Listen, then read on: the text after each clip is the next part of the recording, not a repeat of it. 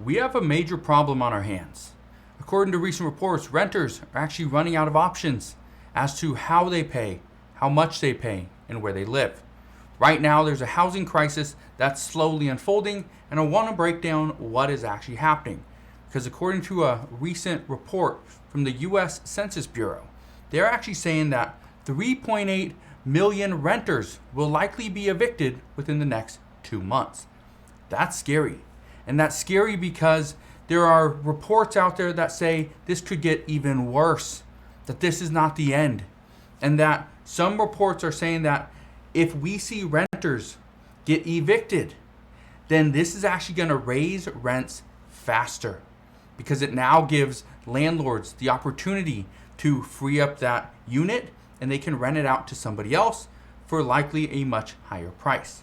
Again, this is going to make renting anything for lower and middle income households very difficult. But it's not only that. Here's the other thing that's happening. For the first time ever, we are now seeing that the median rent in the United States has surpassed $2,000 per month.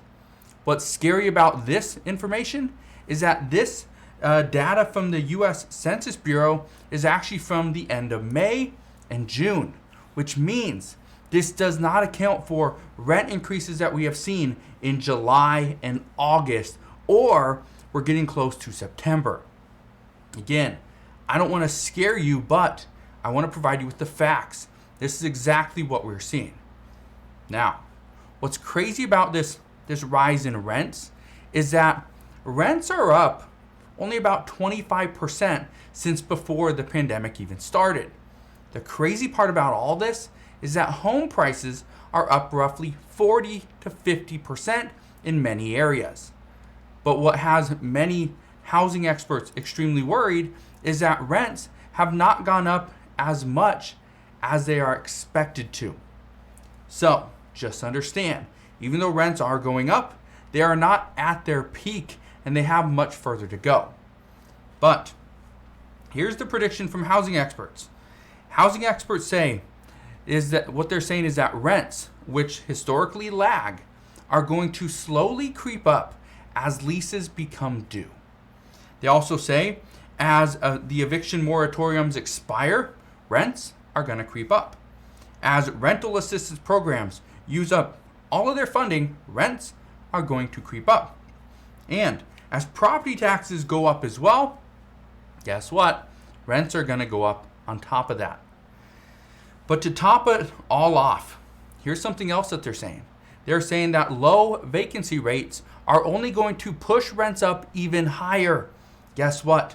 We are seeing many places where there's multiple signs that say for rent, but when you call, there's nothing for rent. There's no vacancy, there is a waiting list. And so now some of these places are saying, okay, yeah, give me your phone number, give me your email address, give me all your information, and as soon as we have something for you, we will give you a call. They are not calling because there's nothing available. Now, I want to explain what the federal government was attempting to do just recently. However, they failed. What the federal government or the Biden administration, mainly Democrats, were trying to do was secure funding for and legislation for affordable housing. However, that didn't come. There was no legislation for affordable housing in the recent bill. So in the Inflation Reduction Act, which was recently passed, there wasn't much of a fight for affordable housing. It was all about climate.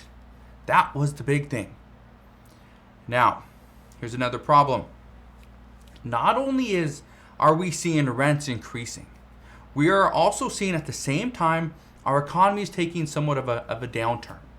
Now, when we see our economy go into a slump, we're going to see lower income, middle income workers, they're going to start to lose their jobs. Even some higher end employees are going to lose their jobs. But what's likely to happen, according to multiple experts, is most people are not going to lose their jobs. However, many are going to see their hours get completely cut. They will not have a full-time job. They will have a part-time job.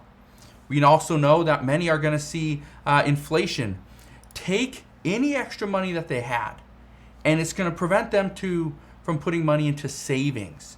to being able to afford a home eventually. But here's some more scary news. According to a recent report, 57% of renters said that they relied on credit cards, they relied on loans, they relied on savings accounts in order to pay off or even pay for their rents. Some even resorted to selling off some of their assets. These are things like cars, RVs, even homes. And then we heard from some that are actually cashing out their retirement accounts in order to just survive. They're cashing them out. So again, this is not a great situation to be in. And what we're seeing right now is renters do not have many options. They cannot go and sell a car that they've already sold once. They cannot go and take money out or equity out of their home. For some people, take equity out of their home in order to help a family member. And I bring this up because this was actually something that was recently asked from me.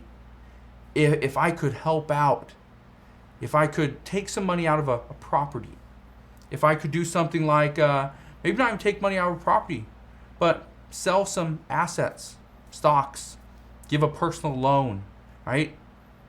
Again, renters are running out of options. And as they run out of options, here's the problem. There's nowhere to turn. So number one, what they're not going to do, not going to be able to pay their rent. The second thing they're not going to be able to do is if they can't pay their rent, they're going to be falling behind in their other bills. And one of the biggest things is it's going to lead to more and more evictions. So again, just keep this in mind. If you are renting and if you have any assets whatsoever, you can always sell those. Now, I actually heard from somebody, that was probably a few weeks ago, before the housing market really started to shift, but they were telling me that they are renting a home, but they also own a home in a different state. And again, this is another person that I talked to, and they were telling me how they originally, when the pandemic first started, they pulled money out of their home. And I think they lived on the East Coast, and now they live on the West Coast. It's very expensive on the West Coast. Pretty sure they're living in California. But the issue is they already pulled money out. That's not an option anymore. They used up all that money over the past 2 years. So guess what? They're kind of stuck. So just wanted to fill you in on what's happening right now, because again, this is a situation that many people are in, that they are trying to buy a house because in most cases it will be more affordable, but it will not be more affordable as the rates keep going up.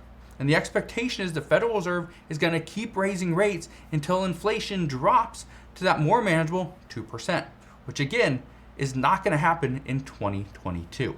So if you guys have any questions on what else is going on regarding rents, regarding evictions, please let me know down in the comment section below. You can always ask any question that you want. Also, if you can do me a favor, if you enjoy videos just like this one, go ahead, hit that like button for the YouTube algorithm, and it also shows me that yes, this is exactly what you want to know moving forward. So again, thank you guys for watching, consider subscribing, and I'll see you guys on the next one.